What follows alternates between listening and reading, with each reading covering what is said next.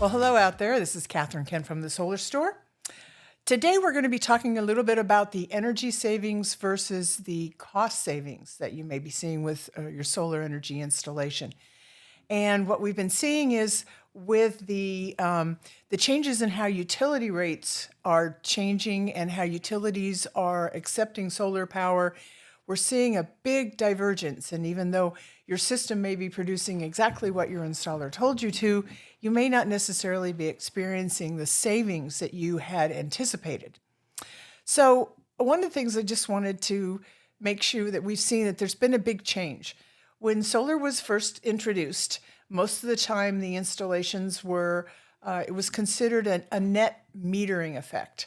So the amount of solar that you purchased, the amount of electricity that you purchased was compared against the amount of solar energy that you sold back. And then you were essentially billed at the difference. And prior to even last year, that's how it was done even in California. But what we're seeing is that the utilities are going to a net metering. And as a result, you're getting paid for your solar each month. And so you don't accrue credits that actually carry forward. In the previous scenario, and those of you that have solar systems for a long time may still be on this rate until it is expired. And I just want to say that what the utilities call rates are actually called tariffs. So I'm going to use those two words interchangeably. I'll try to be consistent, but the tariffs that are now charging for solar. So as a result, what's happening now is that the utilities are actually paying you less money than it costs you to buy electricity.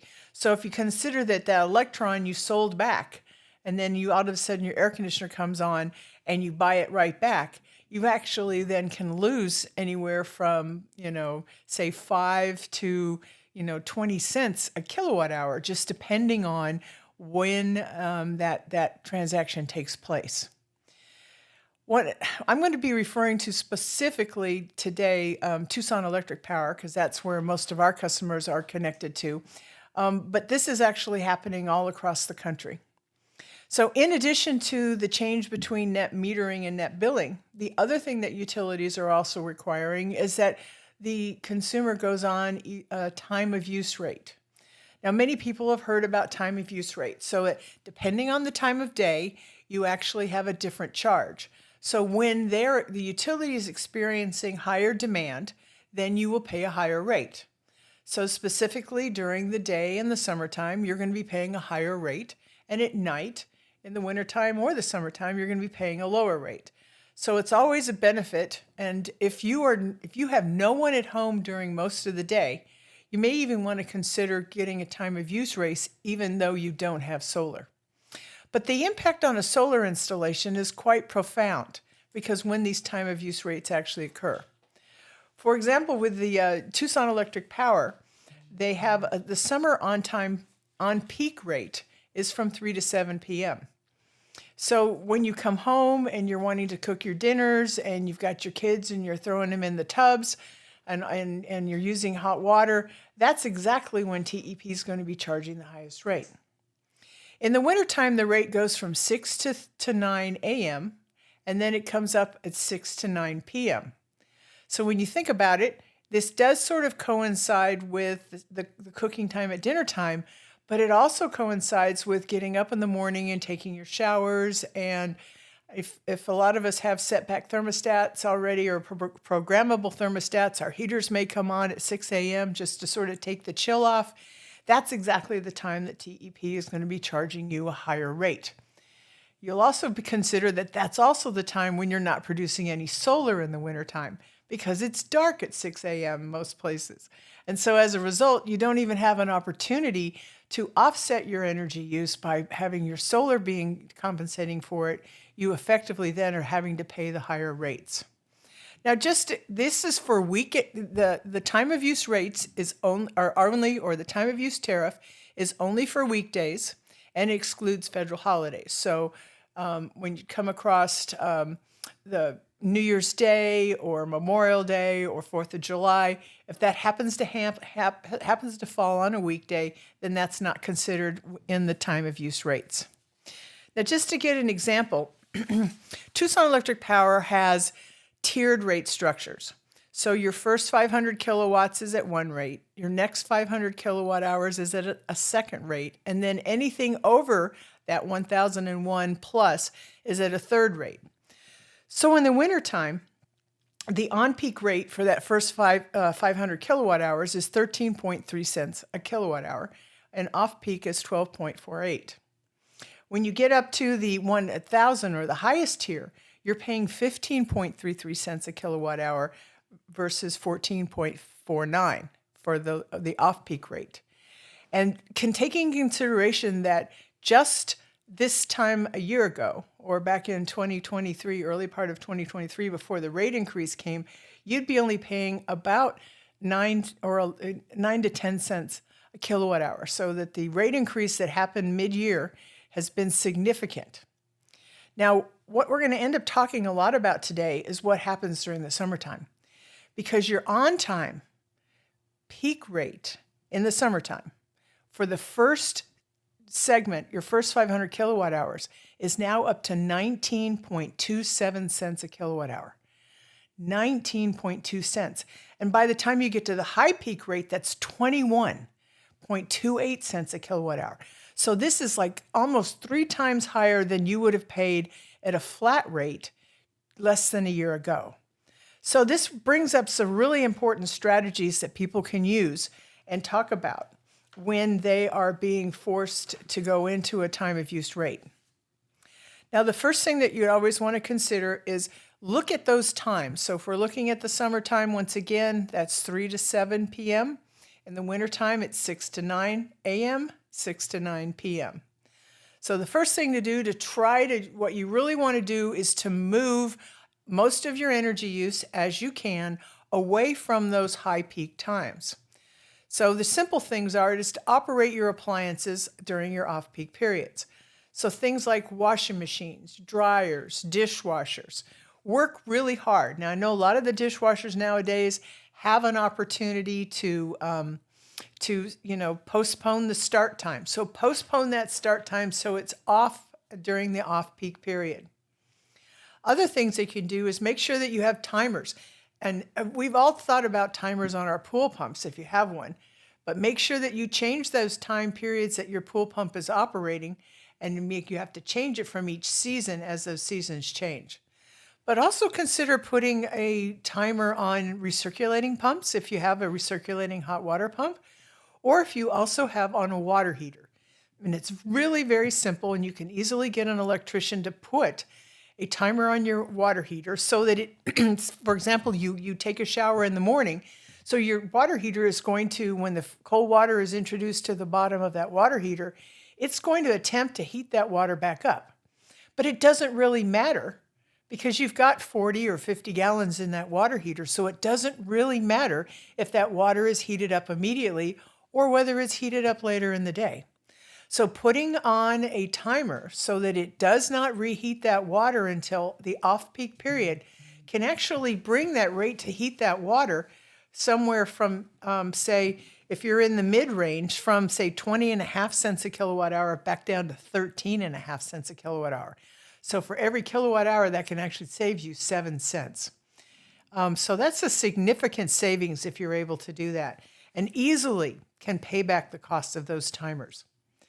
Other things to remember, and these are pretty easy to do. If you have an EV, remember to make sure that your EV, most of the EVs can be you can actually put in the tariff rate that you have with your utility, so it will know, the EV will know not to operate during the peak periods. In the event that you don't have that, make sure that you don't plug your system in, your car in, until those off-peak periods. That can be quite substantial savings that you can get from not charging your car at the on-peak periods. Other things to do, because these peak periods do seem to fall when we want to be cooking dinner. I know we can talk about it. I mean, personally, I do a lot of meal prep, and so all I'm doing is heating my dinners when I come home. But in the fact that you're actually trying to cook a meal, simply trying to go and transitioning from using your oven to putting on your microwave or possibly an air fryer will make a significant difference. or even those these other small countertop appliances, even though they may not be as efficient as a big oven, the fact you're just turning them on and just running them for short periods of time and heating up your oven, uses 240 volts, and you may be using upwards to 3,000 kilowatts to be able to heat up the oven. But by plugging something in, it would be a significant savings.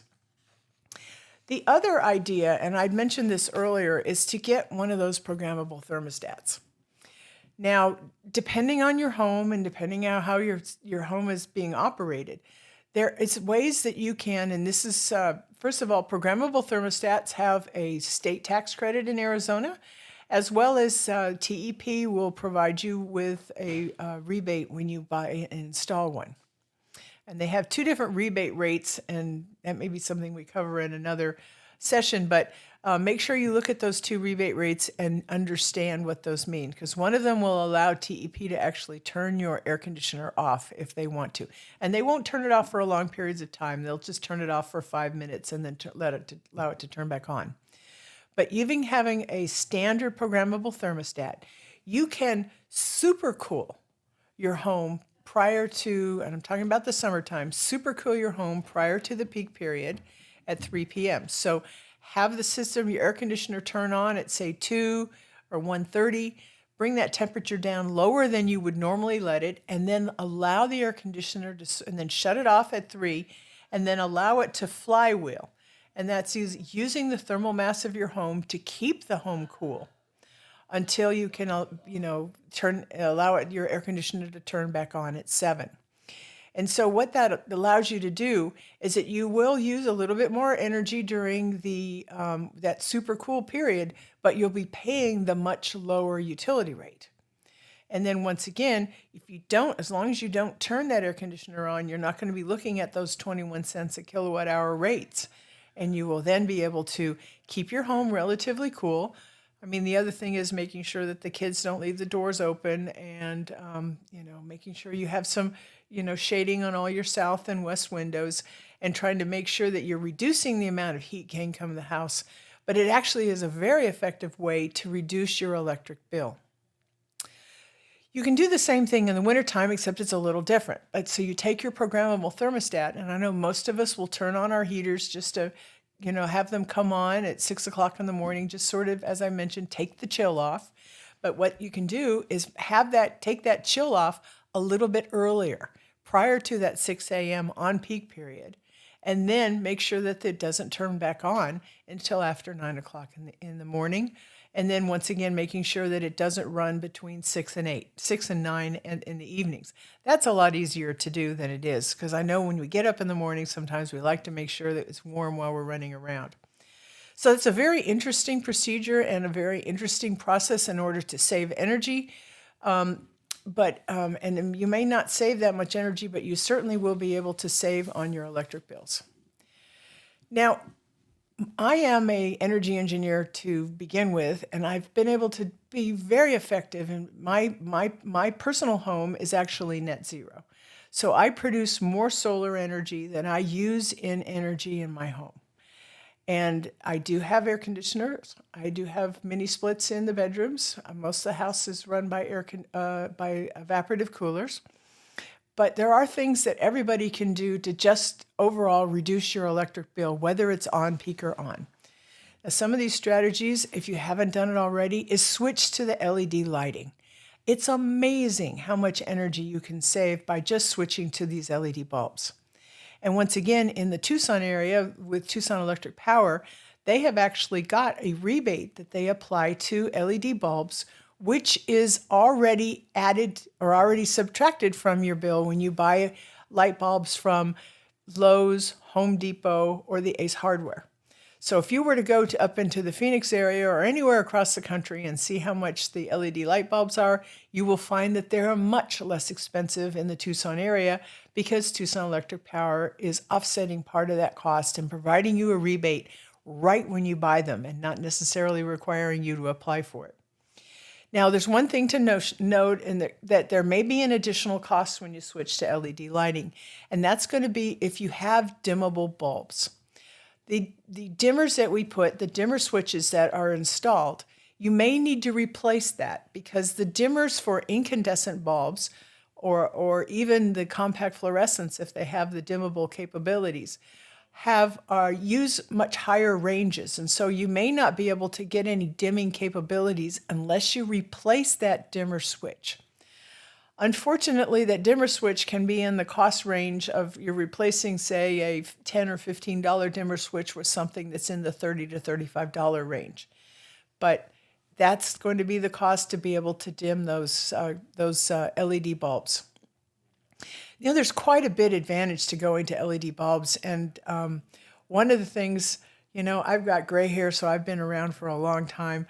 You know, we used to have to always carry boxes and boxes of the incandescent light bulbs because those bulbs only had about a 200-hour life.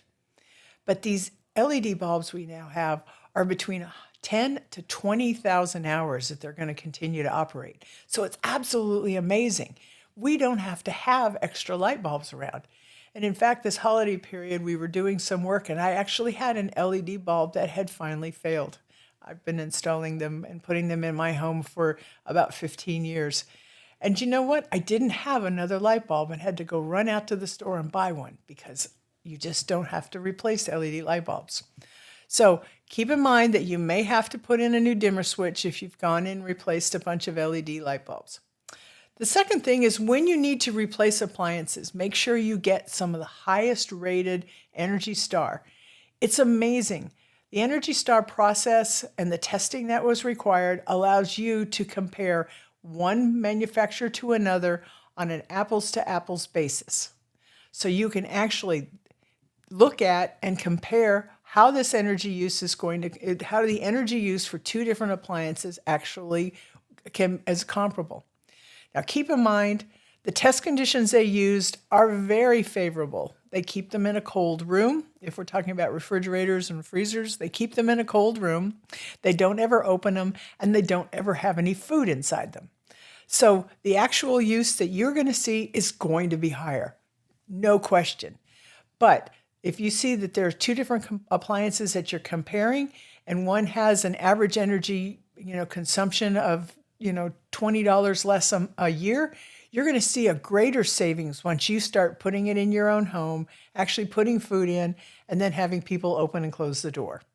So once again, try to purchase the highest rated energy use that you can get.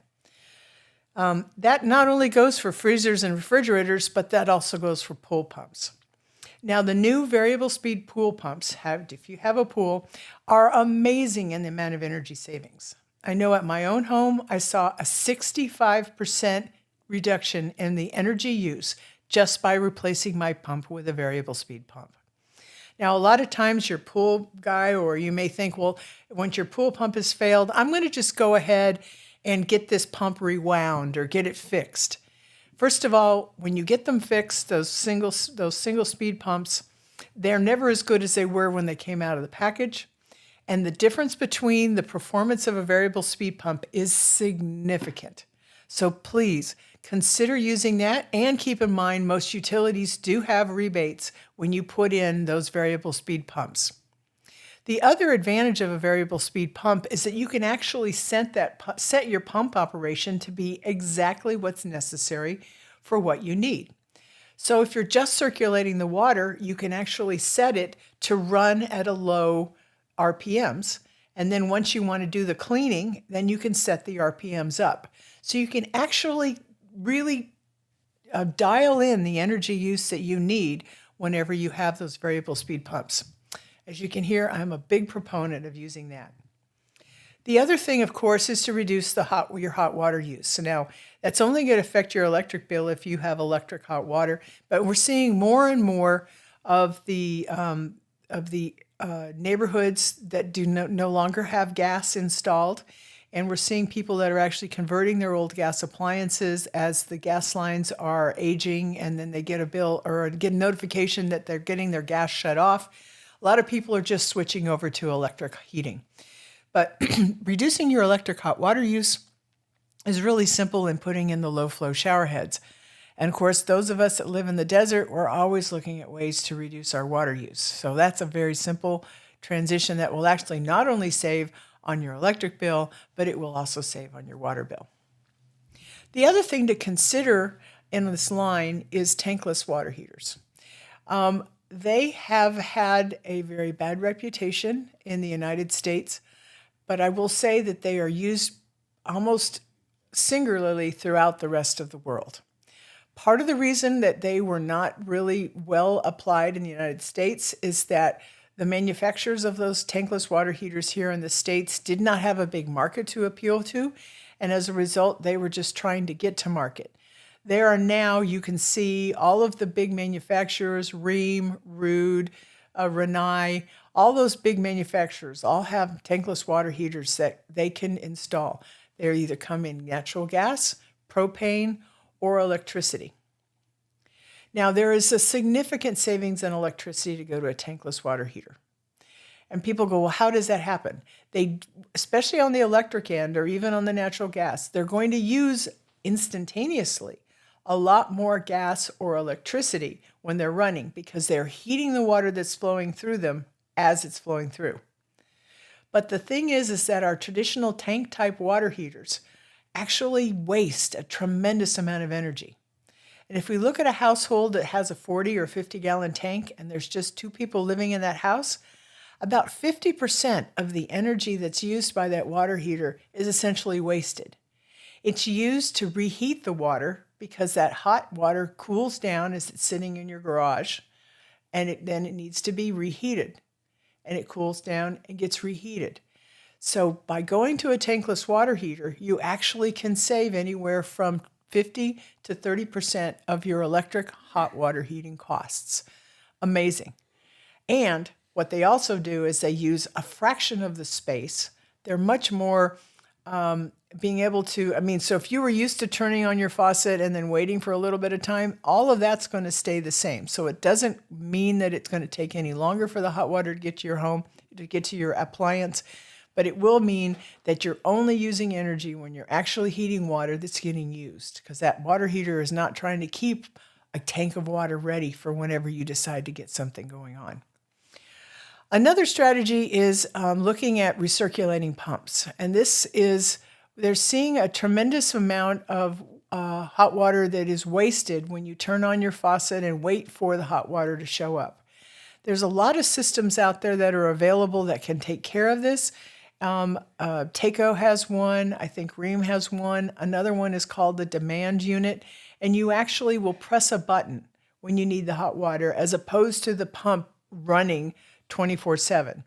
And if you get one of those pumps that runs on a more continuous basis, make sure, as we mentioned earlier, put it on a timer.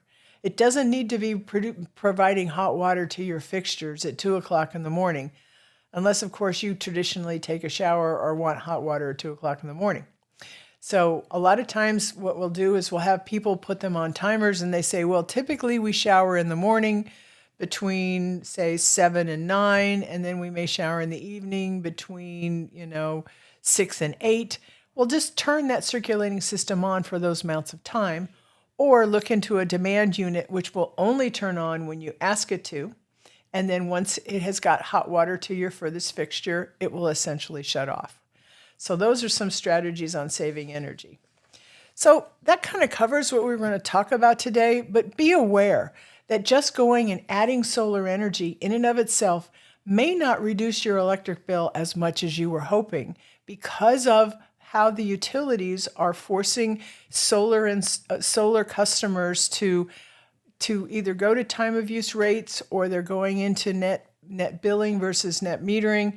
And so understand that you can reduce your energy, but you may not get the proportional energy savings that you hope unless you actually manage your energy use yourself. And managing that energy use is very simple by understanding when the time of use period is, avoiding using energy when you don't have to during those periods and pushing it off to off-peak times. You can also super cool or super heat your home when you need to make sure that you're not running your big energy using air conditioners or heat pumps during those periods. And then look at your entire energy use and finding a way to reduce that energy use from the beginning. It'll make it all worthwhile. So thank you very much and have a great time going solar. Bye.